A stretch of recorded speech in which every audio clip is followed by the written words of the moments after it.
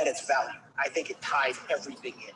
The value of being able to push a button and broadcast just your voice, no makeup, no fancy Sony red cameras or gimbals or anything like that. So that's one. Wake up and live is my lifestyle brand, I like to say. And then there's the NFT component of it, which I think just accentuates the whole value proposition, because unlike regular traditional social media, I think the value of an NFT is in the value of an NFT. It has to be something of value in order to want to, to protect it. Just throwaway content is not going to be helpful. So it ties into sorting the data that you have and taking out the wheat from the chaff, if you would, and everything else that goes along with it. And then also the component that goes to YouTube, that's just the audio component, where some people don't want to be on video at all. So I think value is the cornerstone of it, and the opportunity it presents to just kind of get that voice, your voice, our best first, communication tool out there. I'm Nigel Wright, I'm done speaking. Thank you, Nigel. Terry, how would you explain our Sonic Streaming platform to somebody if they said, "Hey, what is this all about?" Oh, I really like what Nigel said, actually, the value of that, because it does so many different things. I would say it's a platform that allows you to stream your audio content to multiple places at the same time. And while you are doing that in the background, it creates an NFT that proves your ownership of your audio content. Period. That's what I would say. Great explanation. Thank you, Terry. Ted, what do you think? I think both of them have done well, and I noticed you recently updated your profile with a description. I thought that was excellent. But I would say, yeah, it's a tool that allows you to create audio content spontaneously, like Clubhouse. It's like HubSpot in the sense that you can distribute that content to multiple platforms simultaneously. And it's like OpenSea, where it creates an NFT that can then get certified ownership. It can be traded on the marketplace. And it's also like Hootsuite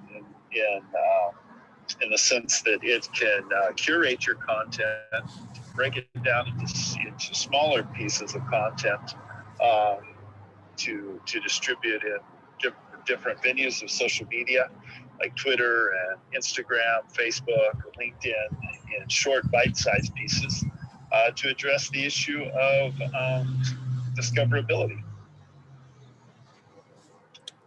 I'm Ted, and I'm done speaking. Well, thanks for chiming in, guys. Phil, thanks for jumping on stage earlier. Camilo, if you'd like to jump on stage, ask a question, you certainly can. I'm currently using our product right now. I started the stream about 3 minutes ago when I asked Nigel to jump in with his thoughts on what we've built.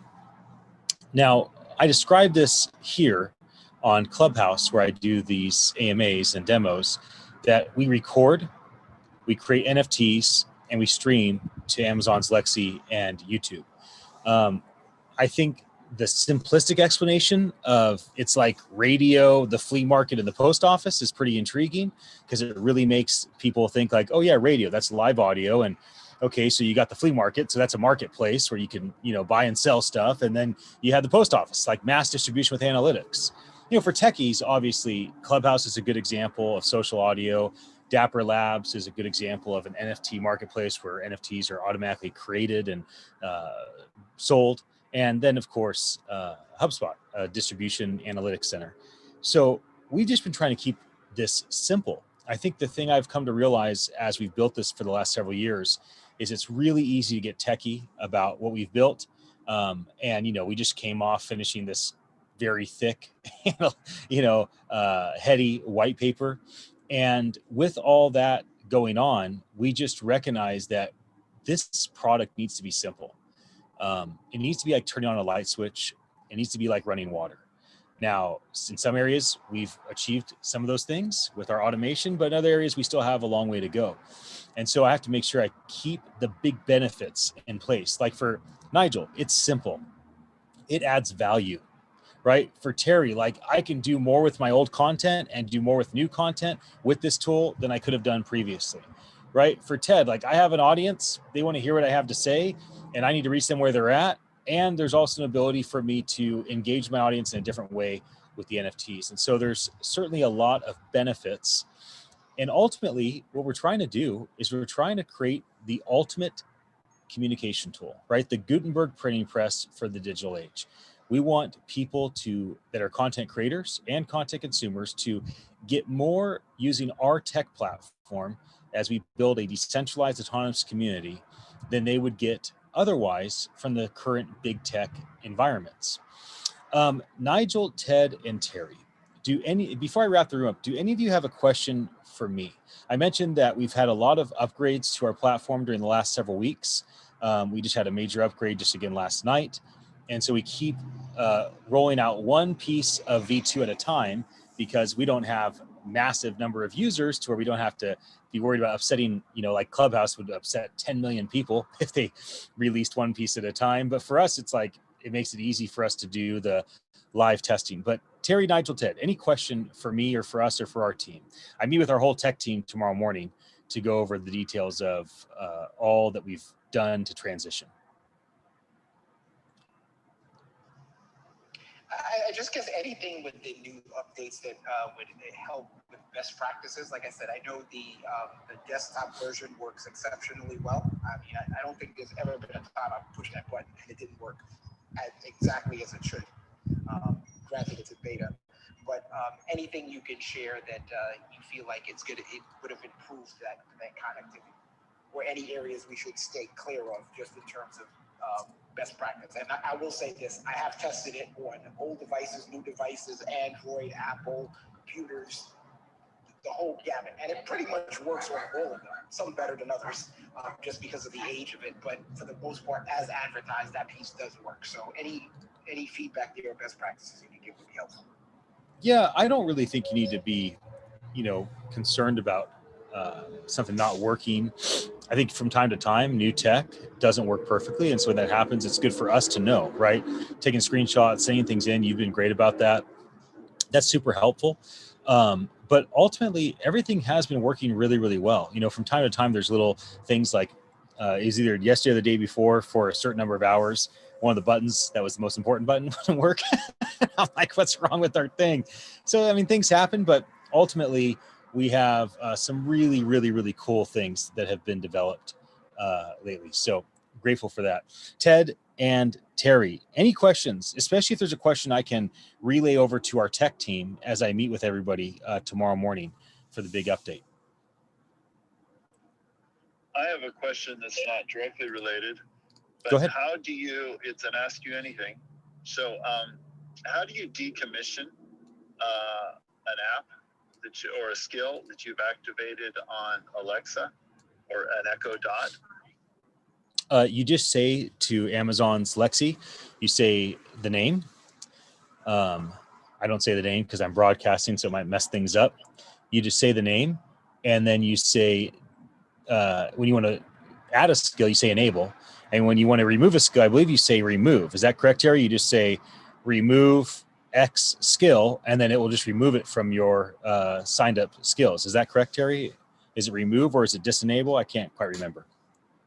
Sorry, Ian, I was correct there. Ted's asking, how do you get rid of a skill that you've signed up for without having to go to Amazon, where you just use your voice to do it? I know when you want to add a skill, you say enable. When you want to remove a skill, do you say remove? You just say, Lexi, remove X skill. Is that correct? Oh, I actually don't. Surprisingly, I'm not sure if you can do it by voice. What I've been doing is I've been going into my Lexi app on my phone and going into my skills and then disabling it that way. Okay, that's how I've done it too. Is I've enabled and disabled skills with my thumb on a piece of glass. Nevertheless, you can do it with your voice. I just don't know if I've done that, at least not recently. If I could add in, the skill also works really good with the fingers on glass. Actually, I was trying it this morning. Kind of interesting. I was about to post about it, but I do have a specific question though. It just came up. Yep. The download of the audio, as last I checked, you can download up to 15 minutes. Is that something that's going to change? Or? Yeah, there'll be an unlimited cap for that stuff. Okay. At least that's the way that we intend to do it. We don't really want there to be a cap for these things. Sounds like a plan. Love it. Thank Good. Terry, Ted, and Nigel. Are there any other questions? I have a question for Go ahead. Terry. Were there? Oh, you stopped. You didn't give NFTs away for the happy hour voice, right? Not today. No, we did that the first couple weeks, but not now. Okay, so I didn't miss out on anything.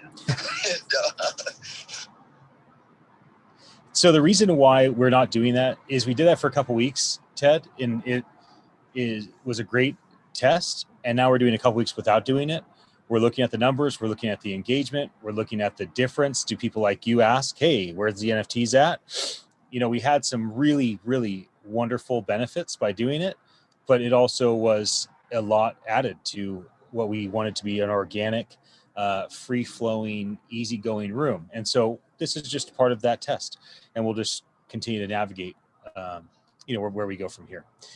For those that are listening to this live or listening to the archive, while we were having this conversation for the last 11 minutes and 13 seconds, I've been streaming my voice through attn.live to Amazon's Lexi devices, to our YouTube account, but I've also been streaming a video.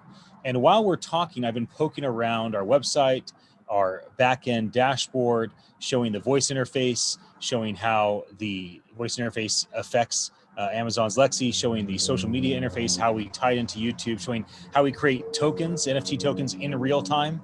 I did a lot of different things. I was just kind of showing on the screen. That's also on YouTube on our attn.live account.